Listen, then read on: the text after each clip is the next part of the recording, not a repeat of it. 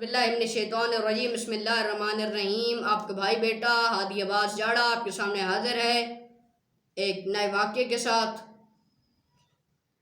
اور ممنون ہوں کہ آپ نے اس کٹھن دور میں، مشکل دور میں میری ویڈیو دیکھنے کے لیے اپنا قیمتی وقت نکالا۔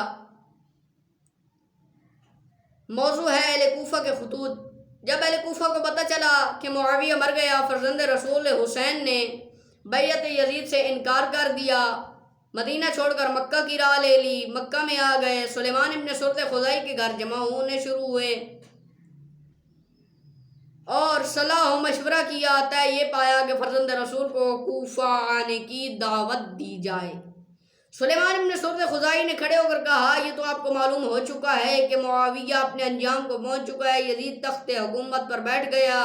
یہ بھی سن چکے ہیں کہ فرزند رسول نے بیعت یزید سے انکار کر کے مدینہ چھوڑ کے مکہ میں ٹھکانہ بنا لیا۔ میں کافی دیر سے تمہاری باتیں سن رہا ہوں، تم فرزند رسول کو کوفہ میں بلانا چاہتے ہو۔ تمہیں یہ معلوم ہے کہ اس وقت کوفہ میں شیعہ عائری میں سے ابن زیاد نے کسی کو نہیں چھوڑا، اکثریت شہید ہو چکی ہے، کچھ پس دیوار زندان موت کے منتظر ہیں۔ تم لوگ صرف یزید کی نفرت کی بنا پر یہ سوچ رہے ہو کہ فرزند رسول کی دعوت دی جائے۔ اپنی حیثیت کو دیکھ لو، اگر تو اس کی مدد کر سکو تو انہیں دعوت دو، اگر وہ آ جائیں تم خوف یا لالچ میں آ کر انہیں تنہا چھوڑ دو تو وہ جہاں ہیں ٹھیک ہیں، نہ بلاؤ نہ رسوائی لو۔ سب نے کہا یہ کیسے ہو سکتا ہے، ہم بلا کر تنہا کیسے چھوڑ سکتے ہیں، بلائیں گے تو ہر لحاظ سے ان کے ساتھ ہوں گے۔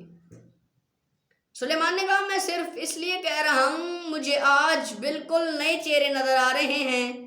جو لوگ علی اور امام حسن کے ساتھ مخلص ہوا کرتے تھے، ان میں سے ایک فرد بھی مجھے نظر نہیں آ رہا۔ اگر آپ ناراض نہ ہوں تو تم میں اکثریت ایسے لوگوں کی ہے جو علی اور امام حسن کے خلاف بستر پیکار رہے ہوں یا پھر گھروں میں چھپ کر بیٹھے رہے ہوں۔ سب نے کہا وہ اور وقت تھا، یہ اور وقت ہے، اب علی یزید کی بیعت کیسے کی جا سکتی ہے؟ کافی بحث و تمہیز کے بعد آپ کو دعوت دینے کا فیصلہ ہوا۔ پہلا خط سلیمان ابن سرد خزائی نے لکھا اور وہ یہ تھا، اللہ کی حمد ہے، اس نے آپ کے جابر دشمن کو اپنے پاس بلایا، وہ جابر جس نے امت محمدیہ کے ہر نیک کو شہید کیا، ہر برے کو اچھے اقتدار سے نوازا، مال خدا کو اپنی جاگیر سمجھ رکھا۔ اس وقت ہم بلا امام ہیں، یعنی امام کے بغیر ہیں، ہمارا کوئی رہنما نہیں، ہم نے یزید کی بیعت نہیں کی۔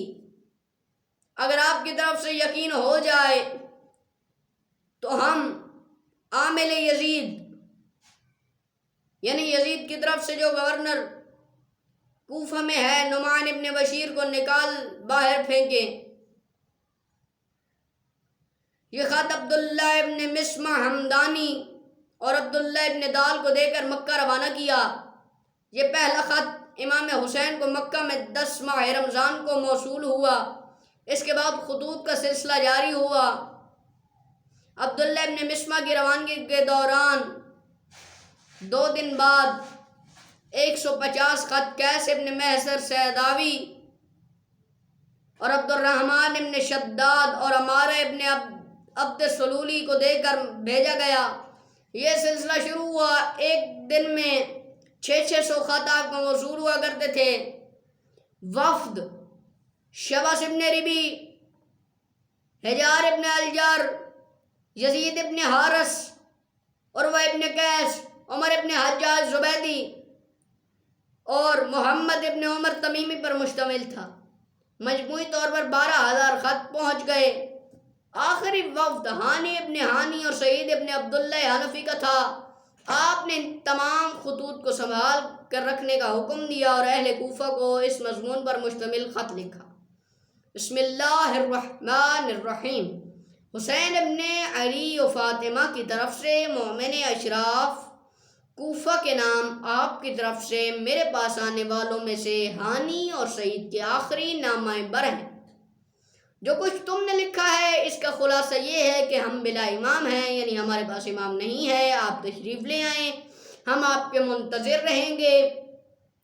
اگر آپ نہ آئے تو یوم حشر ہمارے اعمال کے آپ ذمہ دار ہوں گے. ہم نے اتمام حجت کر دیا.